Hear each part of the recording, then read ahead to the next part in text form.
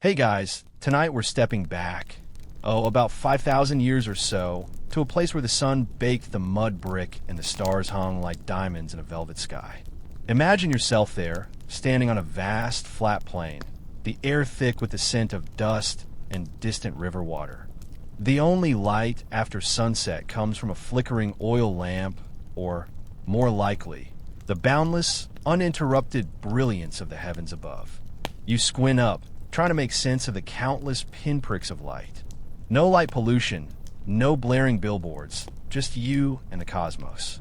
It's so dark, you probably wouldn't survive a single night out there without tripping over something or someone's goat. So, before you get comfortable, take a moment to like the video and subscribe, but only if you genuinely enjoy what I do here. And if you're feeling extra cozy, tell me where you're listening from and what time it is for you in the comment below. Now, dim the lights, maybe turn on a fan for that soft background hum, and let's ease into tonight's journey together. You're there, feeling the cool night air on your skin. Above you, the celestial river flows, carrying constellations you barely recognize, or perhaps don't recognize at all. For the ancient Mesopotamians, these weren't just pretty lights, they were the very fabric of their existence, their clock, their calendar, their guide. They didn't have fancy smartwatches or even pocket watches. Their timekeeping was etched into the very sky. Think about it. No alarm clocks, no hurried glances at a phone screen. Just the slow, deliberate turning of the cosmic wheel.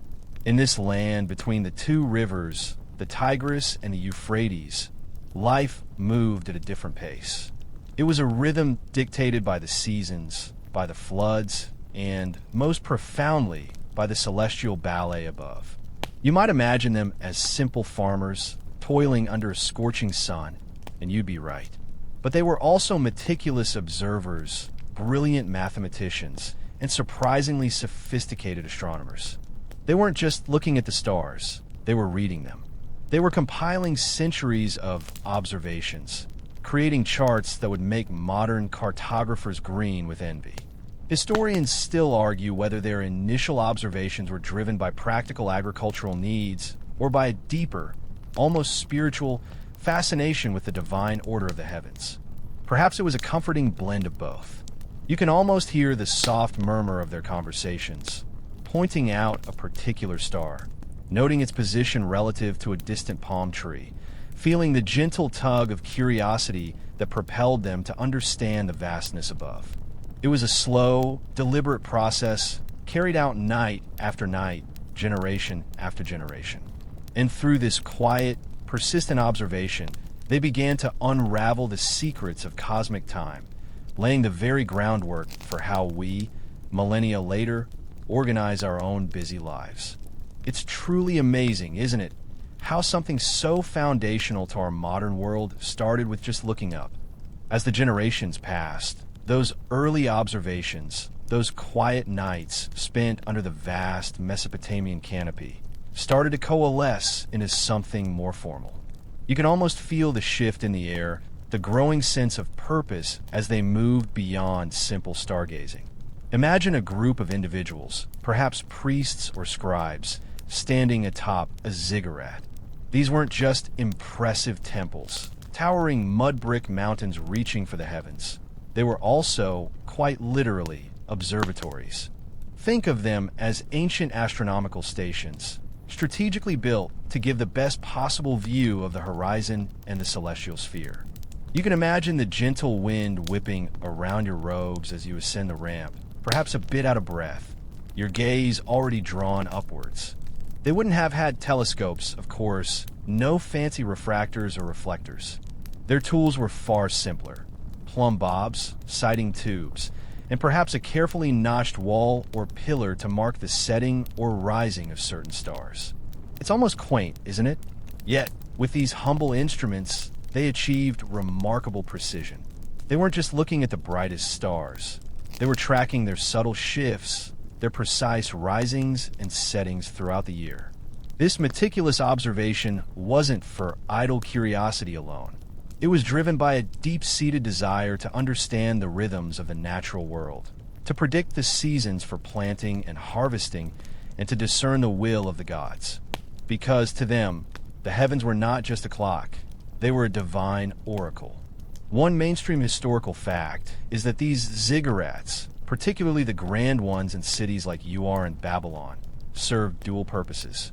While primarily religious structures, their elevated platforms offered an unparalleled vantage point for astronomical observations, far above the dusty streets and the flickering city lights. This dual function highlights the intertwined nature of religion and science in ancient Mesopotamian thought.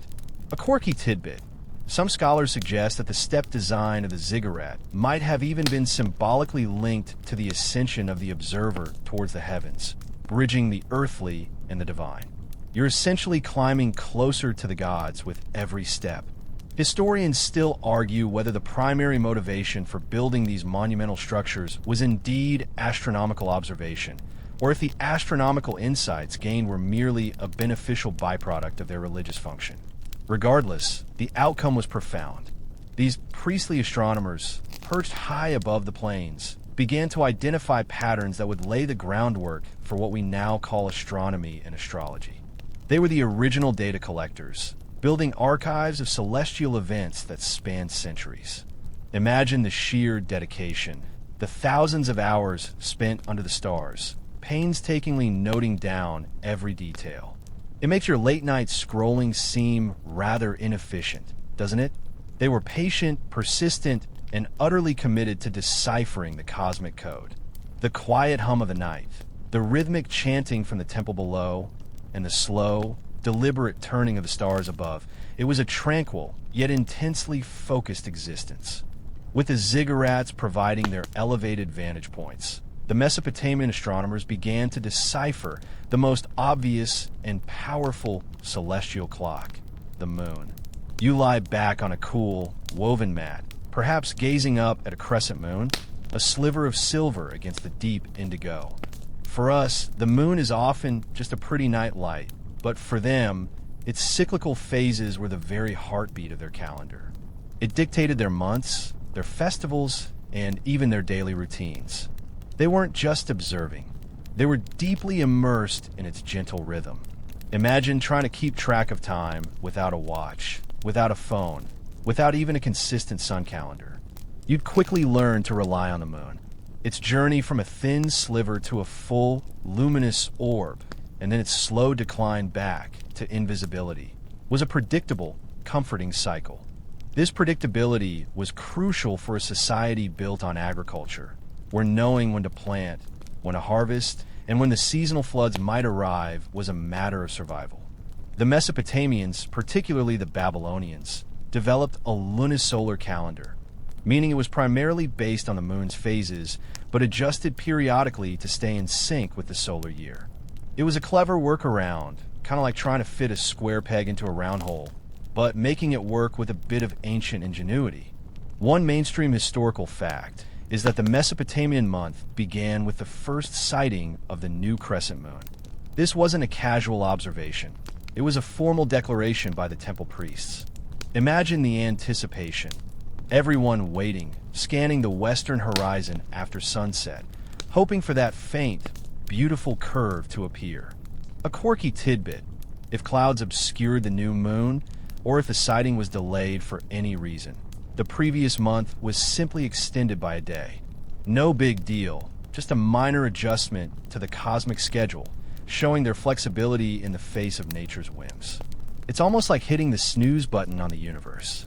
Historians still argue whether the initial decision to base their months solely on lunar phases was a practical choice, given the moon's obvious and easily observed changes, or if it was rooted in deeper religious significance, with the moon god Nana, or Sin, holding particular sway over their concept of time. Either way, the moon became the fundamental unit of their calendar. They understood that roughly 12 lunar cycles made up a solar year, but since 12 lunar cycles fall short of a full solar year by about 11 days, they occasionally had to add an extra, or intercalary, month to keep the calendar aligned with the seasons. Otherwise, their planting festivals would eventually drift into winter, which wouldn't be very productive. This careful adjustment shows an incredible level of sustained observation and mathematical understanding. You can almost feel the gentle pulse of the moon as it guided their lives, a soft, constant presence in the Mesopotamian night. It was a truly intimate relationship with the cosmos, far removed from our modern, fragmented sense of time. With the moon's gentle rhythm understood, the Mesopotamians turned their patient gaze to the more distant, yet equally mesmerizing lights, the stars. You're lying on that same mat, but now your eyes are drawn not just to the moon, but to the fixed tapestry behind it. Imagine trying to make sense of thousands of twinkling points, to find patterns, to give them names. For them, these weren't just random specks. They were gods, heroes, animals, and objects, forming narratives that stretched across the heavens. They were creating the first celestial maps, not on paper, but in the memory of generations and, eventually, etched into clay. These early Mesopotamian astronomers weren't just looking at the stars. They were creating star charts, meticulously recording the positions of constellations. They noticed that while the moon and planets moved, the stars themselves seemed to retain their relative positions, creating a stable backdrop against which the wanderers, or planets, could be observed. This distinction between fixed stars and wandering stars, planets, was a monumental leap in understanding the cosmos. It's like realizing that while the cars on the road move, the mountains in the distance stay put, giving you a fixed point of reference. One mainstream historical fact is that the Babylonians developed a sophisticated system for identifying and naming constellations, many of which bear striking resemblances to the ones we recognize today, like Leo, the lion, or Taurus, the bull. A quirky tidbit: some of their constellations were quite unique, reflecting their own culture and mythology. Imagine a celestial donkey or a celestial plow in the night sky. It's a reminder that their universe was distinctly Mesopotamian, even as it laid groundwork for our own. Historians still argue whether the primary drive behind mapping these constellations was for practical navigation, for agricultural timing, or, perhaps most significantly, for astrology. For the Mesopotamians, the movements of celestial bodies were directly linked to earthly events and the fates of kings and kingdoms. An unusual planetary alignment wasn't just a pretty sight. It was an omen, a message from the gods. So, these star charts weren't just scientific instruments. They were also tools for divination. You can almost hear the hushed whispers of the diviners, interpreting the meaning of a star's position, trying to decipher the cosmic will. It was a serious business, often influencing major decisions of the state. It's a bit like getting your daily horoscope, but with far higher stakes and a much larger potential impact on societal well-being. They built libraries of these omens, cross-referencing celestial events with historical outcomes, trying to find correlations. It's a fascinating blend of empirical observation and mystical interpretation, all driven by the desire to understand and predict the future, or at least to avoid disaster. And it all started with just looking up and finding patterns in the vast, unchanging canopy of the stars.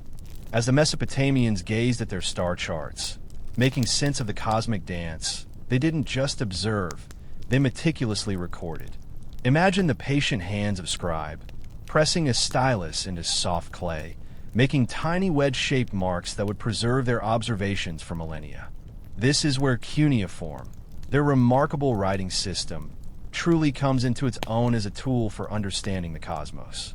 You can almost hear the rhythmic tap-tap-tap of the stylus as they etch their knowledge onto clay tablets, creating the world's first astronomical archives. These aren't just dry scientific notes. They're glimpses into an ancient mind grappling with the universe. One mainstream historical fact is that thousands of these cuneiform tablets, dating back to the Old Babylonian period, around 1800 to 1600 BCE, and later, have been unearthed. They contain meticulous records of lunar eclipses, planetary movements, and the precise timings of stellar risings and settings. Some tablets are almost like ancient spreadsheets, detailing astronomical events over long periods, allowing them to spot recurring patterns. It's truly incredible how much detail they managed to capture without modern technology.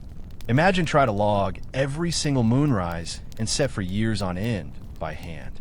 You need a lot of patience and probably a very comfortable stool. A quirky tidbit: some of these tablets aren't just raw data. They also include interpretive texts linking celestial phenomena to specific omens and predictions. For example, a tablet might state, "If Jupiter stands in the head of Aries, then the king will be victorious in battle." It's a fascinating blend of empirical observation and prophetic interpretation, showing how deeply intertwined their understanding of the cosmos was with their daily lives and political fortunes. Historians still argue whether these omen texts primarily served a religious purpose, providing divine guidance, or if they were also a way for the priestly astronomers to solidify their political influence by claiming unique access to cosmic knowledge. Perhaps it was a comfortable synergy of both. These cuneiform records aren't just significant for their content. They also demonstrate the Mesopotamians' profound intellectual curiosity and their commitment to knowledge preservation.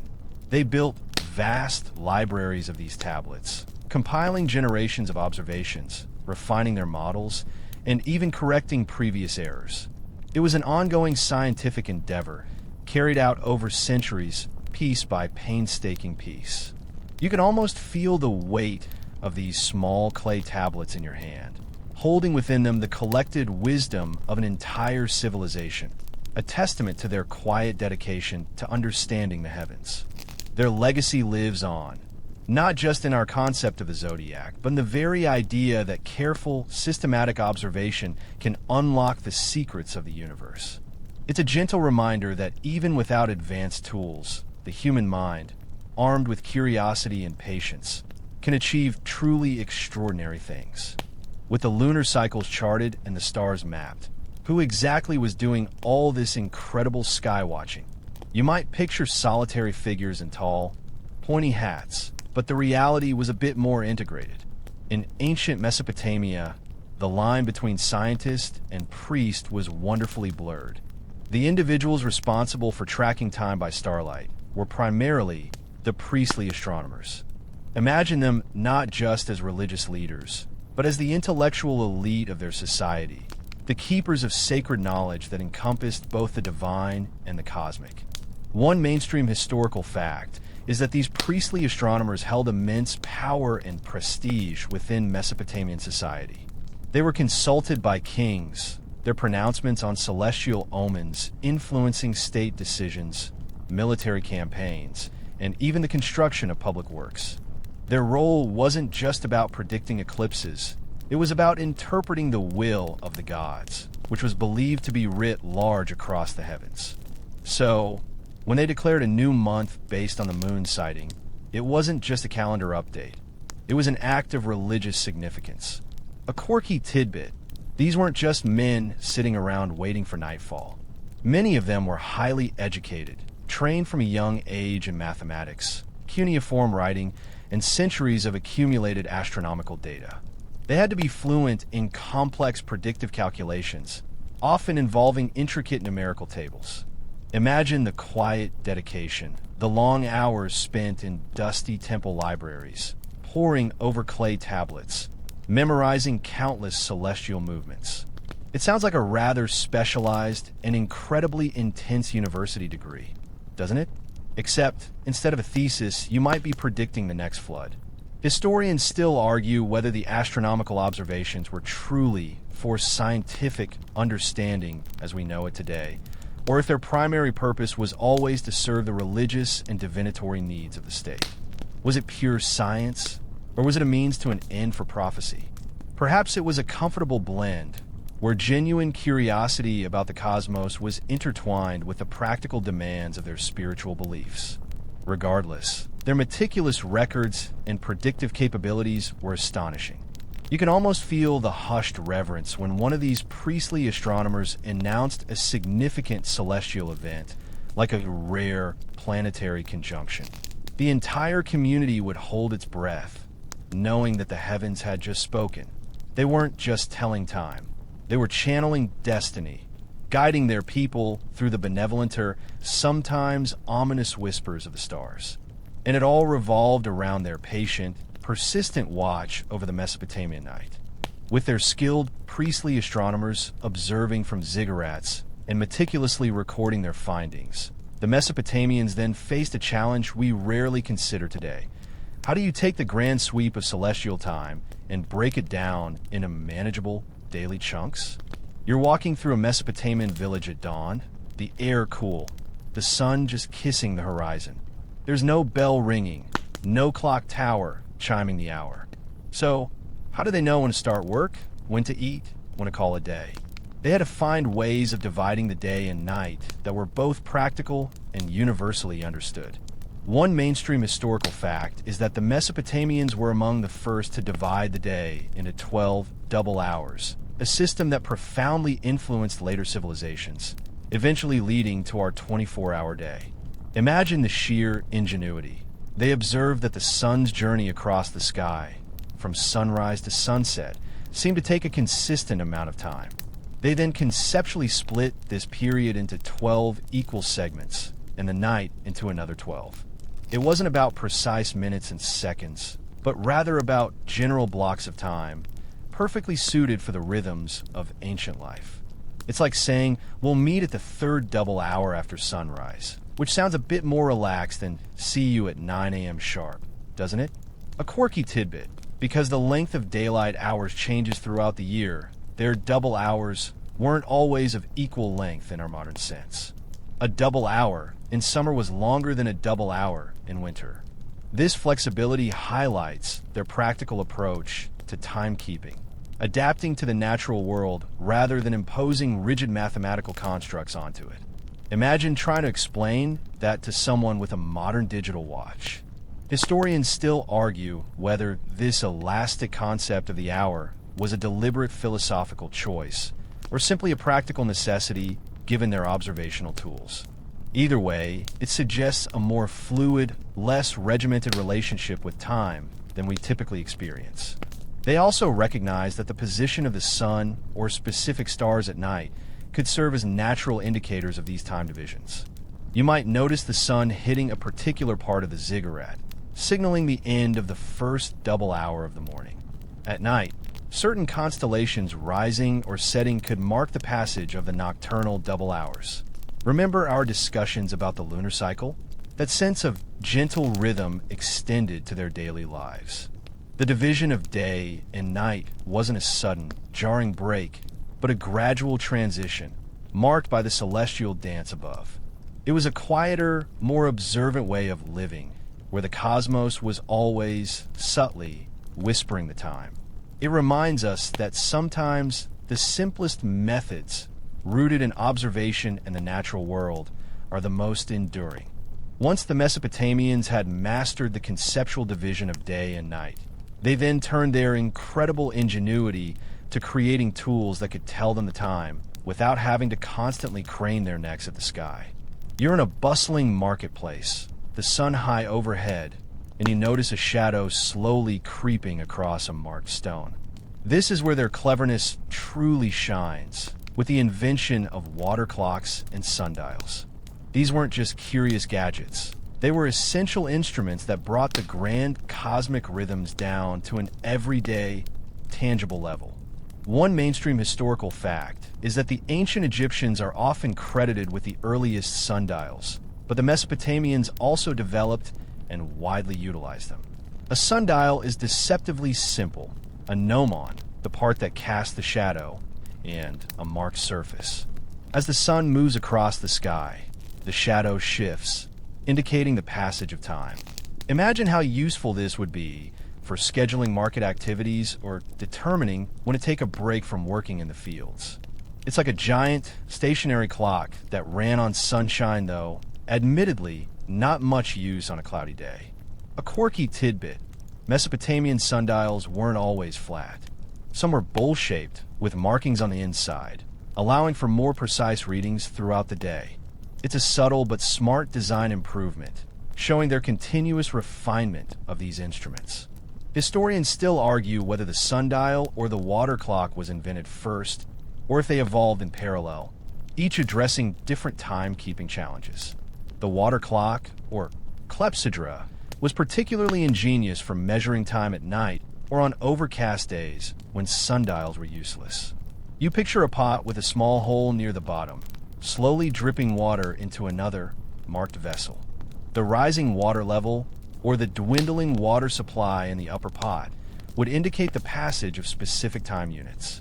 It's a wonderfully tranquil way to tell time, with a gentle drip drip drip becoming the very sound of minutes passing. These devices, though simple by our standards, represent a significant leap in human ingenuity. They allowed the Mesopotamians to abstract time from the immediate celestial observations and create portable, functional tools. Think about the convenience. No longer needing to wait for a specific star to rise. You could glance at a sundial or check your water clock. It freed up their daily lives, allowing for a more organized society. It's a testament to their practical minds, taking the vastness of the cosmos and distilling it into something usable, something that could quietly tick away the moments of a Mesopotamian day. With their calendars and daily timekeeping devices in place, the Mesopotamian astronomers turned their attention to something even more dramatic and awe-inspiring: predicting eclipses and omens. You're sitting in the temple courtyard, the air suddenly still, a strange hush falling over the city. The sun, usually a fiery orb, is being slowly consumed by an unseen entity. This was no random event for them. It was a powerful, often terrifying message from the gods, and predicting it was paramount. One mainstream historical fact is that the Babylonians were incredibly skilled at predicting lunar eclipses, achieving accuracy that astounds modern astronomers. They observed that eclipses tended to occur in predictable cycles, particularly the Saros cycle, a period of roughly 18 years, 11 days, and 8 hours, after which the moon, Earth, and sun return to approximately the same relative positions, resulting in a similar eclipse. It's like they had a cosmic train scheduled down to the minute. Only their trains were celestial bodies. This understanding wasn't based on complex gravitational theories, but on centuries of meticulous, painstaking observation and pattern recognition. A quirky tidbit: while they were excellent at predicting when an eclipse would occur, they weren't always sure if it would be visible from their specific location. They just knew it was happening somewhere. And for them, an eclipse, whether visible or not, was almost always considered an omen, often a bad one. Imagine the anxiety. If the king was seen as susceptible to the omen, they might even employ a substitute king for the duration of the eclipse, a commoner who would temporarily take on the royal duties and absorb the divine wrath, protecting the true monarch. It's a bit like delegating your bad luck to someone else, isn't it? Historians still argue whether this practice was born purely of religious fear or if it also served as a political strategy to reinforce the king's divine protection.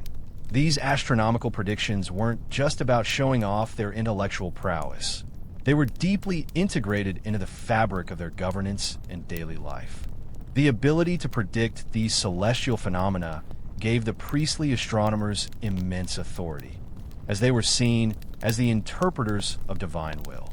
You can almost feel the collective sigh of relief when a predicted bad omen, like an eclipse, passed without immediate disaster. Their understanding of the heavens wasn't just about charting time. It was about navigating destiny, about finding comfort and guidance in the predictable, albeit sometimes frightening, dance of the cosmos. Their patient observation and systematic record-keeping allowed them to bring a semblance of order and predictability to a world often at the mercy of seemingly arbitrary divine interventions. From a meticulous tracking of eclipses, it was a natural, almost inevitable step for the Mesopotamians to formalize the patterns they saw in the heavens. You're looking up not just at individual stars, but at distinct groupings, imagining the shapes they form. This is where the familiar figures of the zodiac began to take shape, rooted deeply in Mesopotamian observations. For them, these weren't just arbitrary symbols. They were cosmic landmarks, dividing the sky into distinct sections, each imbued with its own significance. One mainstream historical fact is that the concept of the zodiac as a belt of constellations through which the sun, moon, and planets appear to travel, originated with the Babylonians. They identified 12 specific constellations along this path, creating a celestial framework that would eventually spread across the globe and influence countless cultures. Imagine them looking at the specific stars that rose just before the sun at different times of the year, marking the beginning of a new season or a new month. They weren't just noticing the patterns, they were systematizing them into a cosmic calendar. A quirky tidbit: while our modern zodiac has 12 signs, the Babylonian system sometimes included additional constellations or varied in its exact divisions. For example, some early Babylonian star lists included constellations that aren't part of our modern 12-sign zodiac. Historians still argue whether the initial selection of these 12 constellations was purely astronomical, based on their prominence or position, or if it had deeper mythological or religious significance, linking specific deities or events to particular sky sections. Perhaps it was a comfortable blend of both, a practical and spiritual division of the heavens. The creation of the zodiac was a powerful organizational tool.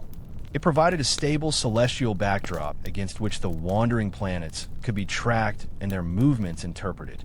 If a planet moved from the house of the bull to the house of the lion, it wasn't just a change in position. It was a shift in cosmic influence, carrying specific omens. You can almost feel the weight of this understanding, the sense that every celestial movement held meaning, every position a subtle message from the divine. It provided a sense of order to the seemingly chaotic movements of the planets, giving them a framework for prediction and interpretation. This patient, systematic observation, driven by both scientific curiosity and a profound belief in cosmic interconnectedness, laid the foundation for astrological systems that still resonate today. It's a testament to their quiet dedication to understanding the vast, swirling canvas above them. As you continue your journey through ancient Mesopotamian timekeeping, it's important to remember that Mesopotamia wasn't a single, monolithic culture, but a collection of evolving empires and city-states. You're now stepping from, say, ancient Sumer to the later, more renowned Babylon, noticing subtle shifts in the air, perhaps a change in the dialect spoken. This means that while the core principles remained, there were distinct differences between Babylonian versus Sumerian systems of time and cosmic understanding.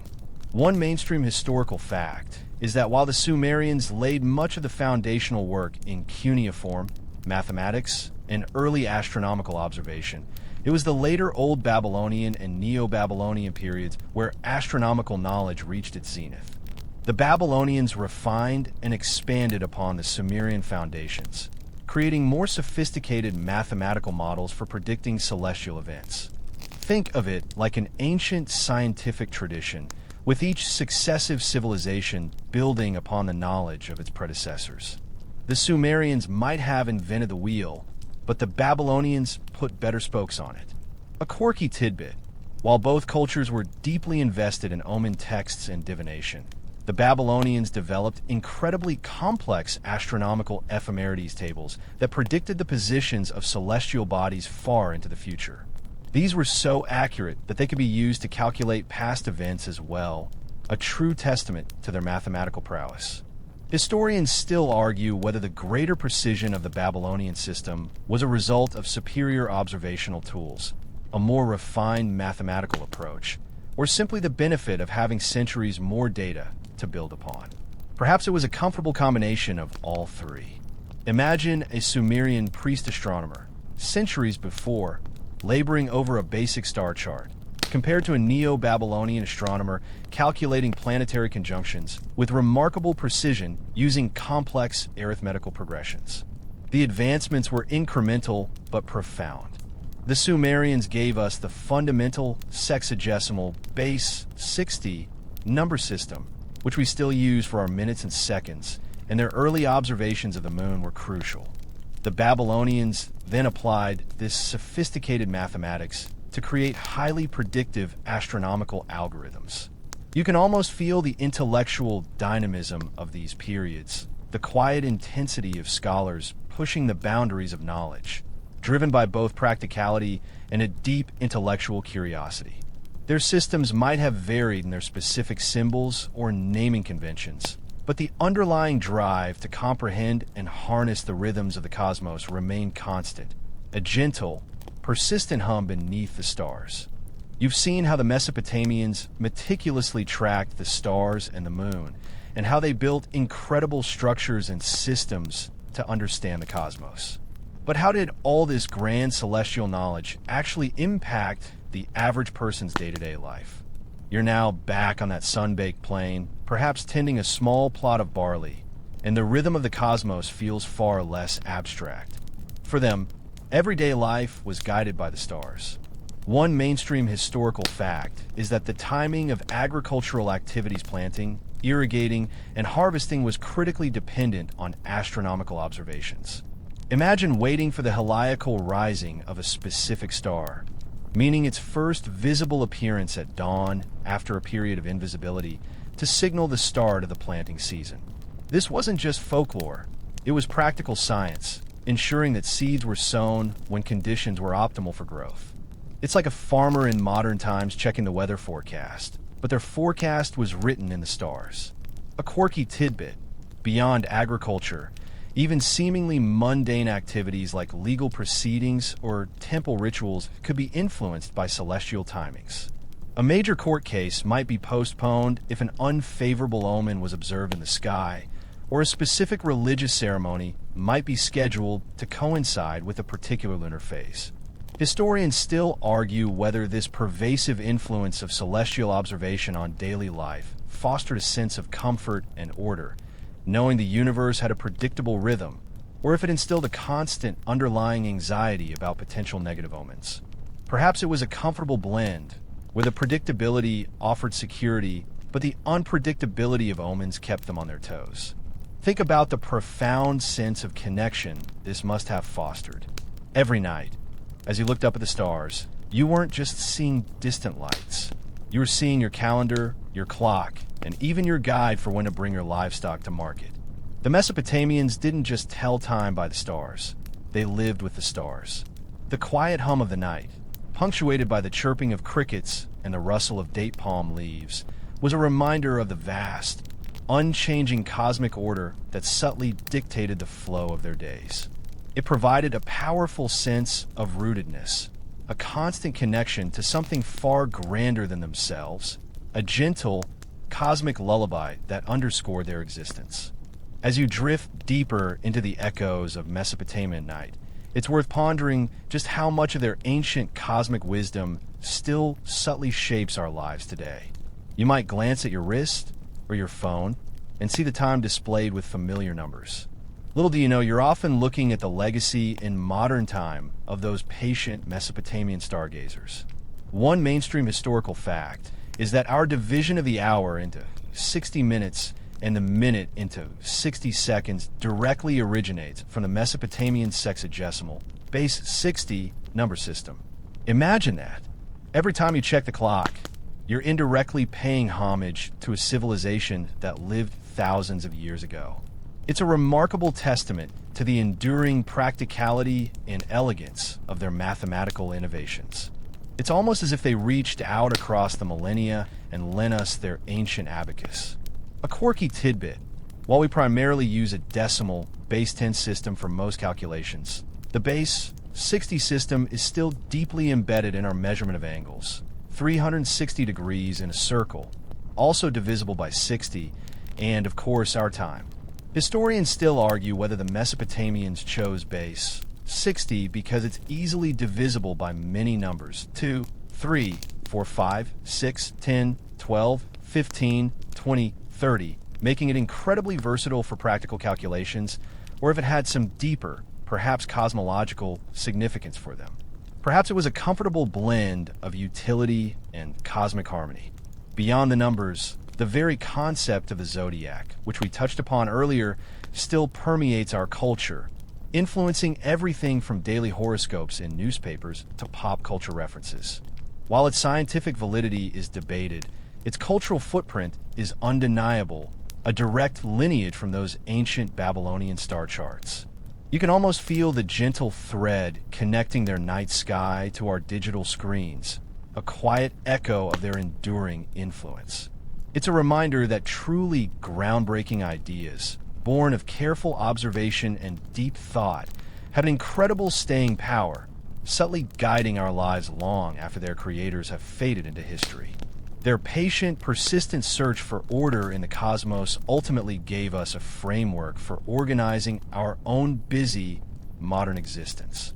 Having traced their influence on our modern timekeeping, let's take a moment to reflect on the overarching sensation of life under those ancient skies. You're back in Mesopotamia, the digital clamor of your own world momentarily hushed. There's a certain gentle rhythm of the past that permeates everything, a deep, unhurried cadence utterly foreign to our frantic modern pace. One mainstream historical fact is that daily life in ancient Mesopotamia, largely agricultural and dependent on the seasons, was inherently slower and more deliberate than anything we experience today. There were no deadlines flashing on a screen, no instant notifications demanding your attention. Time was a slow, inexorable flow, marked by the rising and setting of the sun, the waxing and waning of the moon, and the subtle shifts of the constellations. It's almost like living in a perpetual slow-motion film, isn't it? A quirky tidbit. Without artificial lighting, activities were largely dictated by natural light. Evenings were for quiet reflection, storytelling by firelight, or perhaps the gentle hum of conversations under the vast, star-studded canopy. There wasn't the constant stimulation that keeps us awake and alert today. Historians still argue whether this slower pace of life contributed to their profound observational skills, allowing for the deep focus required to chart the heavens, or if their celestial observations, in turn, reinforced a more patient, reflective way of living. Perhaps it was a comfortable feedback loop where stillness bred observation and observation reinforced stillness. You can almost feel the quietness settling over you, the absence of urgency. The sounds are natural, the distant bleating of sheep, the gentle rustle of reeds in the wind, the soft murmur of the river. This unhurried pace allowed for a deeper connection with the natural world, a more intimate understanding of the cycles of life and the cosmos. It was a time when the stars weren't just distant curiosities. They were a comforting, ever-present guide, their movements a gentle whisper in the night, a lullaby for a world that truly lived by their light. This patient rhythm wasn't just about telling time. It was about living in harmony with it. As our journey through ancient Mesopotamian night draws to a close, let's find that final, peaceful moment. You've witnessed the slow, deliberate turning of their cosmic clock, felt the ancient rhythms, and understood their quiet reverence for the heavens. Now it's time to ease into your own stillness, resting under ancient skies. Imagine yourself settling down for the night, not in a modern bed with the glow of screens, but on a simple mat, perhaps near the gentle gurgle of an irrigation canal. The air is cool and still, carrying the scent of dry earth and distant date palms. Above you, the Mesopotamian sky stretches, an infinite canvas of stars, brighter and clearer than any you've ever seen. The constellations you learned about tonight, the lion, the bull, the scales are silently drifting, their ancient light reaching you across millennia. The world around you is quieting. The last sounds of the day have faded. The distant lowing of cattle, the chatter of neighbors, the clinking of pots. Now, only the soft whispers of the wind remain, carrying the faint, almost imperceptible hum of the universe. There's a profound sense of peace in this vast, open space, a feeling of being utterly connected to something timeless and immense. You are not alone. You are part of this grand, slow cosmic dance, just as the ancient Mesopotamians were. Let the gentle, predictable movements of the stars be your lullaby. Their steadfast journey across the night sky, observed for thousands of years, is a reminder of enduring order, of a constant presence that transcends the hurries of daily life. Feel the quiet confidence that settled over those who live by these celestial rhythms, knowing that even in the deepest darkness, there was always light, and always a way to find your bearings. Allow that ancient sense of calm to wash over you, a profound tranquility that comes from simply looking up and letting the vastness of the cosmos hold you.